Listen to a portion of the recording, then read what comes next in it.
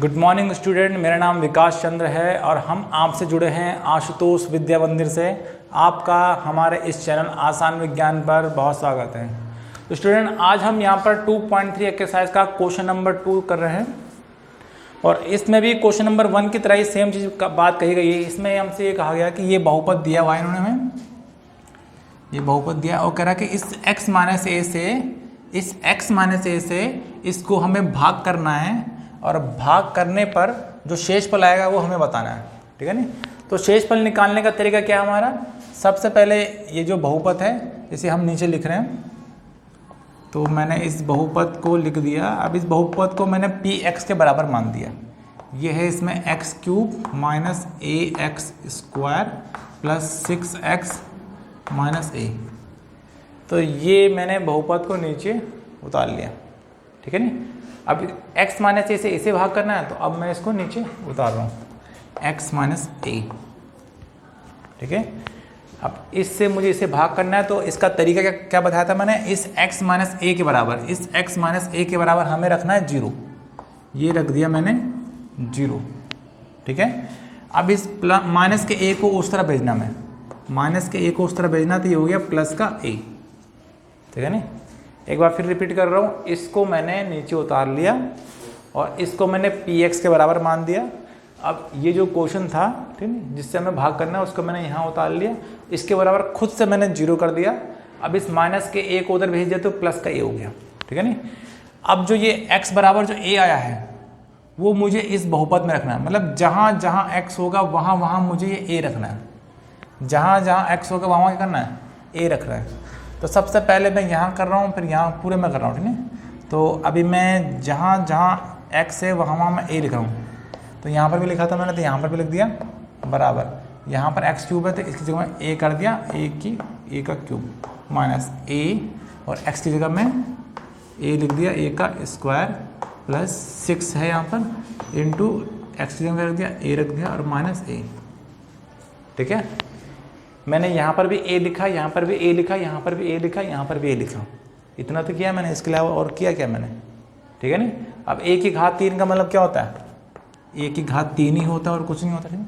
अब देखो माइनस, ये ब्रैकेट हटाऊंगा तो ये स्क्वायर इस पर आ जाएगा ना, ऐसा करके। ठीक है ना, ऐसा। और ये आपस में क्या है? मल्टीप्लाई है। इसकी घात कितनी है? कुछ नहीं तो 1। गुणा में घातें जुड़ जाती हैं, 2 और 1 3। और ये जो नीचे लिखा है ना ये एक ही बार लिखा जाएगा, ऐसा करके। ये एक ही बार लिखा जाएगा और 1 कर 2 3, ये ऐसा कर दिया। प्लस ये 6 है गुणा में, तो ये हो जाएगा 6a और आगे क्या है? माइनस का a। ठीक है नी। अब ये प्लस का a³ ये माइनस का a³। ठीक है। जब सेम चीज़ें होती हैं और एक जगह माइनस और एक जगह प्लस होता है तो वो कट के होता है 0।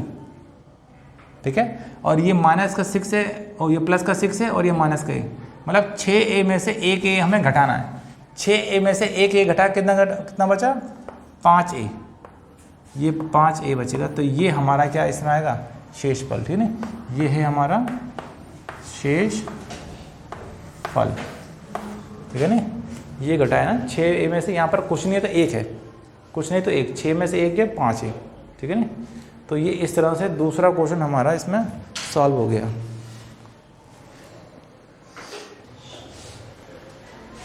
अब इसका तीसरा क्वेश्चन है इसमें 2.3 का। इसमें बोला कि जांच कीजिए कि 7 + 3x 3x³ + 7x का एक गुणनखंड है या नहीं है। ठीक है नी। तो जो बड़ी घात होगी वो हमारा मेन बहुपद होगा, तो मैंने उसको लिख दिया px। ये घाती रहना तो इसको मैंने ऊपर लिख दिया px मान दिया। 3x³ + 7x। ठीक है ना। अब इससे उसको देना है भाग। ठीक है ना। तो 7 + 3x। ठीक है ना। इसको मैंने ये लिख दिया और इसको मैंने ये उतार लिया। ठीक है नी। अब ये चेक करना है कि क्या ये इसका एक गुणनखंड है या नहीं है। तो इसको चेक करने के लिए हमें पहले इसके बराबर 0 रखना पड़ेगा, फिर यहाँ से x का मान निकालना पड़ेगा।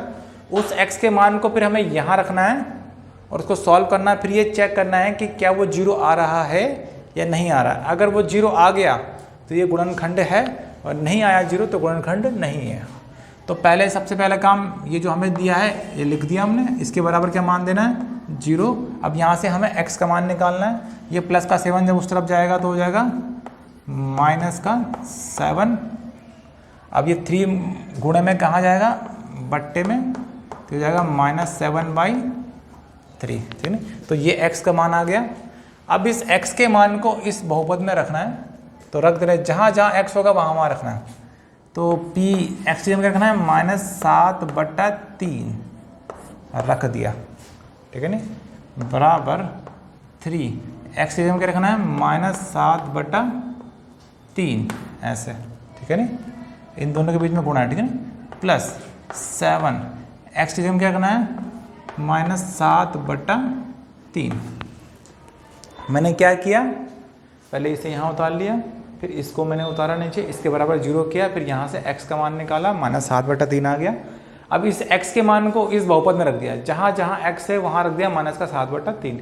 अच्छा यहाँ घात 3 है तो मैंने ऐसे घात 3 कर दिया, ठीक हो गया। अब इसको सॉल्व करना है। अब देखो यहाँ विषम है तो ये यहाँ माइनस ही आने वाला है, और फिर भी मैं इसको पूरा ही सॉल्व करके दिखा रहा हूँ आपको। ये 3 तो सेम वैसे लिखा है, यहाँ घात 3 है, मतलब 7 को 7 से ही 3 बार गुणा करना है। यहाँ 3 है, मतलब ये घात 3 इसकी भी है इसकी भी है, तो 3 को 3 से 3 बार गुणा करना है, ठीक है नहीं। तो देखो कैसे किस तरह से आएगा ये मैंने कुछ लिखा है, इसको इक्वल टू 3 -7 गुणा -7 गुणा -7, ठीक है, और बट्टे में 3 गुणा 3 गुणा 3 ऐसे 3 घात है ना, ऐसा इसलिए किया हमने।